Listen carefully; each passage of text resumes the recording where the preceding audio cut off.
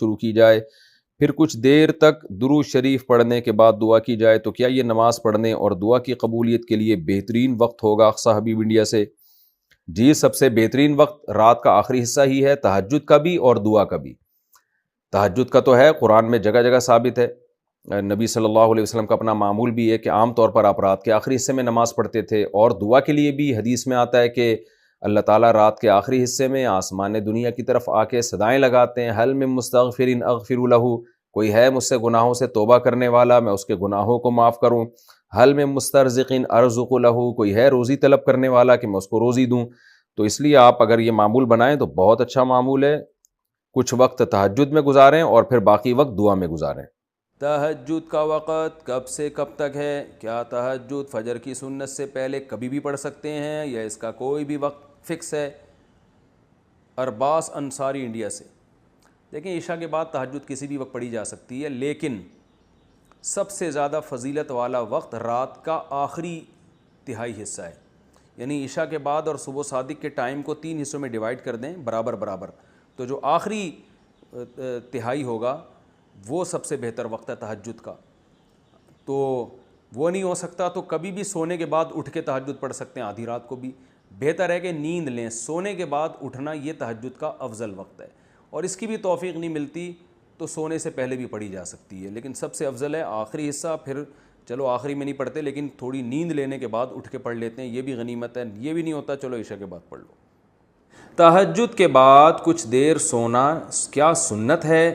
راشد صاحب لاہور سے پوچھتے ہیں، جب ہم تہجد کے لیے اٹھتے ہیں اور تہجد کے بعد تھوڑی دیر کے لیے لیٹ جاتے ہیں تو لیٹ جانا سنت ہے یا سو جانا سنت ہے، اور یہ سنت ہے یا نہیں، اس بارے میں رہنمائی فرمائیں۔ جی ہاں بھائی، سنت ہے، رسول اللہ صلی اللہ علیہ وسلم تہجد کی نماز کے بعد کچھ دیر ہلکی نیند لیا کرتے تھے، کیونکہ وہ وقت تھوڑا سا ہی ہوتا ہے تو تھوڑی دیر آپ سویا کرتے تھے۔ جب حضرت بلال اذان کہتے تھے، فجر کا وقت داخل ہوتا تھا تو نماز سے تھوڑی دیر پہلے آپ آرام فرمایا کرتے تھے۔ تہجد میں جہری قراءت، عابد احمد انڈیا سے پوچھتے ہیں، مفتی صاحب کیا تہجد کی نماز جو ہم پڑھتے ہیں کیا اس میں ہم بلند آواز سے قراءت کر سکتے ہیں؟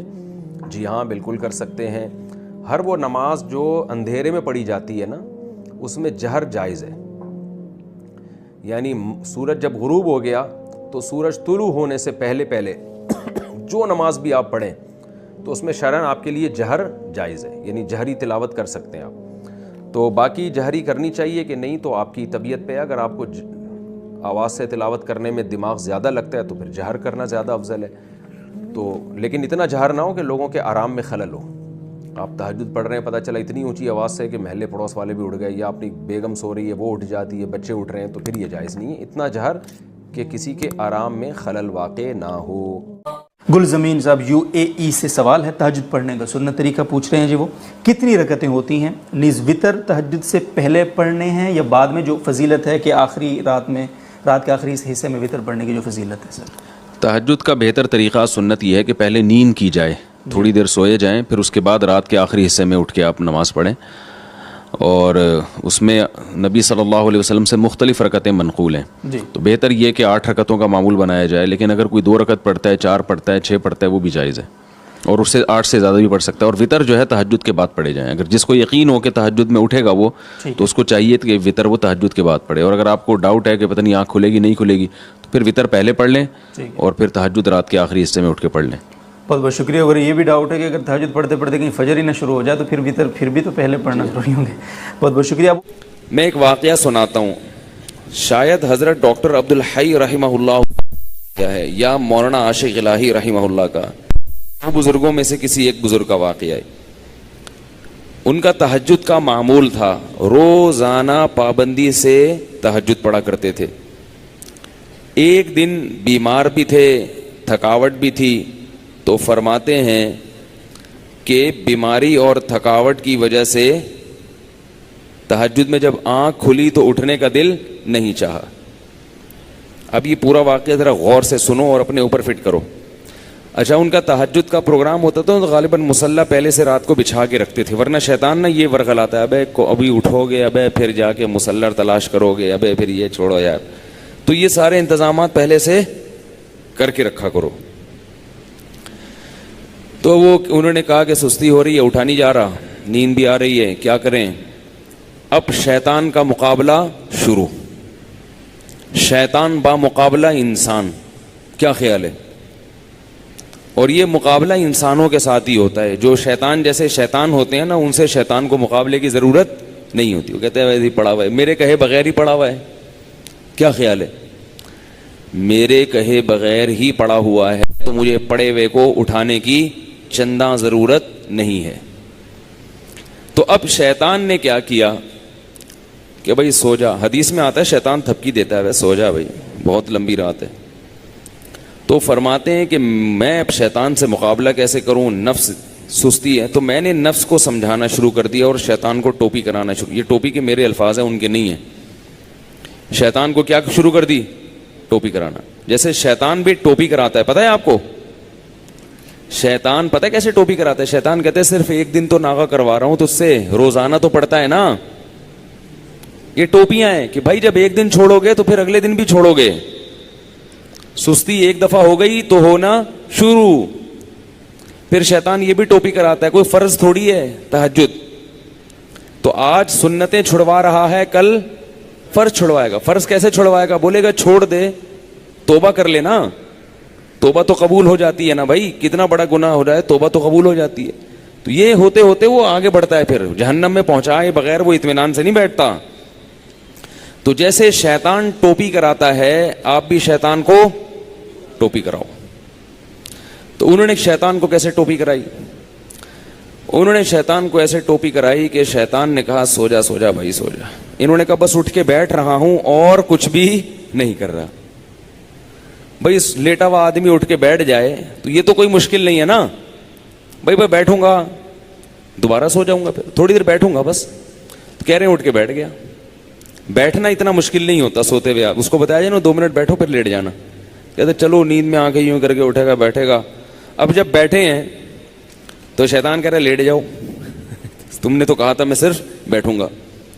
ظاہر جب اٹھ کے بیٹھتا ہے لیٹا ہوا آدمی تو سستی میں کچھ تو کمی آتی ہے نا. جو لیٹے ہوئے انسان کی پوزیشن ہوتی ہے سوتے ہوئے میں, وہ بیٹھے ہوئے کی نہیں ہوتی. اس کو کچھ سستی میں کمی آتی ہے. اب جب اٹھ کے بیٹھے ہیں تو شیطان کہہ رہے لیٹ جاؤ. یہ کہہ رہے ہیں ایسا ہے کہ صرف کھڑا ہو جاتا ہوں, بیٹھے رہے تھوڑی دیر, آنکھیں واکھیں ملی, میں کھڑا ہو جاتا ہوں, یا یہ واش روم میں چلا جاتا ہوں. تو شیطان کو اپنے نفس کو یوں بہکایا, ٹوپی کرائی کہ میں صرف واش روم میں جاؤں گا اور وہی استنجا وغیرہ قضائے حاجت یا پیشاب وغیرہ جو بھی ہے کر کے واپس آ کے لیٹ جاؤں گا. کیا خیال ہے اس میں کیا جا رہا ہے؟ تو نفس جو ہے نا اس کے لیے آمادہ ہو جاتا ہے, چلو اتنا تو چلتا ہے. اگر لیٹے ہوئے یہ سوچتے نا کہ پیشاب کر کے آؤں گا تو پھر مشکل ہوتا. بیٹھے ہوئے آدمی کے لیے سوچنا آسان ہے. تو کہہ رہے میں اٹھ کے گیا واش روم میں, واش روم میں جو بھی پیشاب وغیرہ فرمایا ہے کیا ہے. تو شیطان نے کہا واپس. وضو خانہ ساتھ ہی تھا. میں نے کہا وضو کر کے لیٹ جاؤں گا بس, ٹھیک ہے نا, تھوڑا سا منہ دھو لیتا ہوں, چھپکے مار دیتا ہوں. یہ واقعہ میں اپنے الفاظ میں بیان کر رہا ہوں, ٹھیک ہے نا, تاکہ آپ لوگ بالکل اس کے مطابق چلیں اور آپ کو یہ احساس ہو کہ ایسے ہمارے اکابر نے کیا, بزرگوں نے کیا. تو اس طرح کرنے سے کیا ہوتا ہے؟ وہی ہوتا ہے جو ان کے ساتھ ہوا, تہجد کی پابندی ہو گئی. تو اب کیا ہے, کہتے ہیں کہ میں گیا اور پانی کے چھپکے مارے اور پورا وضو کر لیا جلدی سے. وضو کے بعد بھی شیطان کیا کہہ رہے ہیں, آ جا لیٹ جا بستر پہ یار. کہہ رہے میں بستر کی طرف جاتے جاتے مصلی کی طرف گیا, جلدی سے نیت باندھ لی اللہ اکبر کر کے. جلدی سے کیا کیا؟ کیونکہ نیت باندھنے سے پہلے سوچو گے تو شیطان واپس لے جائے گا. تو بھئی اللہ اکبر کہہ کے نیت باندھ لو, پھر دیکھا جائے گا کیا ہوتا ہے. تو نیت باندھ لی تو باندھ لی نا, اب تو ہو گئی نا, اب تھوڑی کہیں بھاگ سکتے ہیں. اتنا تو کوئی نالائق نہیں ہوتا کہ نماز توڑ کے بھاگ جائے. تو یہ ٹرک ہوتی ہیں سستی کو دور کرنے کی. نہیں آ رہی نا, تو اس طرح پڑھ لیا کرو نماز. آپ تہجد کی پابندی اس طرح سے کر لیں گے, تہجد پڑھو گے تو فجر تو لازمی ہوگی. تہجد کو فوکس کرو تو فجر نہیں جائے گی کہیں انشاءاللہ. اگر تہجد رہ بھی گئی تو فجر تو ہو جائے گی نا.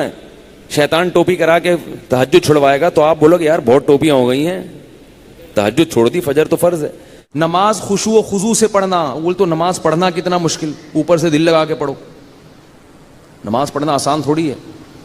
5 ٹائم پوری زندگی پڑھتے رہنا, پھر دل لگا کے, دل لگے نہ لگے کوشش کرنا لگانے کی, یہ اور مشکل کام ہے.